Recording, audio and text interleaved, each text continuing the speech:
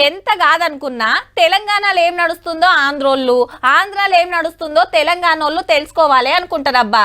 60 ఏండ్లు కలిసిండి 10 ఏండ్ల కిందట ఏర్వడ్డోళ్ళమాయే. ఆ కాంచెల్లి ఆ రాష్ట్రం సంసారం ఏంది, ఈ రాష్ట్రం సంపాదన ఏంది, డెవలప్మెంట్ ఎట్లా నడుస్తుంది, రాజకీయాలు ఎట్లున్నాయి, సుట్టరికాలు ఎట్లున్నాయో తెలుసుకునే ఇంట్రెస్ట్ ఉంటుందాయే.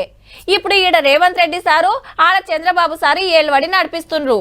వీళ్ళ పంటనం గురించి ఇంకో పని వివరంగా చెప్పుకుందాం గానీ ఇప్పుడు చెప్పుకోవాల్సింది గీ ఇద్దరు గురించుల్లా.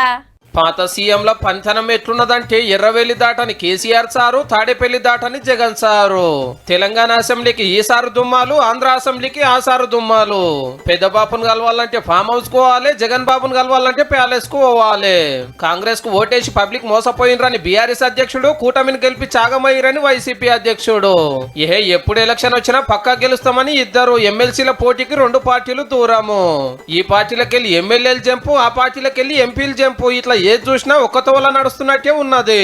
కాంగ్రెస్ పార్టీ దొరికితే కొడతాం రానంత కోపంలో చంద్రబాబు నాయుడు గారిని, ఆయన కూటమిని ఈరోజు కాలర్ పట్టుకునే పరిస్థితిలోకి ఇద్దరు జాన్ జబ్బలు కదా. మరి పవర్ ఉన్నప్పుడు ఆ మర్యాదలు, ఆ ప్రేమలు, ఆ రాకపోకలే అలాగుండే. మన కాళేశ్వరం ప్రాజెక్ట్ ను జగన్ గారితో ఓపెన్ చేపించి గోదావరి నీళ్లు పట్టుకపోయి రాయలసీమను రతనాల సీమ చేసుకోమని ఆఫర్ ఇచ్చే, మనకొచ్చే కృష్ణానది నీళ్లను మలకపోతున్నారని మా సొంటి ఇలేకలరు ప్రశ్నిస్తే మేము కలిసి ఉంటే మీ కళ్ళు మండుతున్నాయా అని ధమ్కిలిచ్చే లెవెల్ నడిచింది. 10 ఏండ్లు మనసారు, 5 ఏండ్లు ఆసారు జోరు చూపించి 100 సీట్లు ఎందుకు గెలవమని బీఆర్ఎస్, 175 సీట్లు ఎందుకు గెలవమని వైసీపీ ఓట్లకు ఇక మీరు ఏలింది సాలని ఏరే పార్టీలకు పవర్ ఇచ్చి పబ్లిక్. సీఎం సీట్లకెళ్ళి దిగరకాంచెల్లి అటు అసెంబ్లీకి రారు, ఇటు పబ్లిక్ లా తిరిగారు. కరెంటు కోతలు మోపోయినాయి, ఇటు మంచినీళ్ళు సరిగొత్తలు, అడిగే నాతులు లేడు. ప్రతి వ్యవస్థ తిరోగమనం, ప్రజలకు అంతవరకు అందుతా ఉన్న ప్రతి పథకం రద్దు.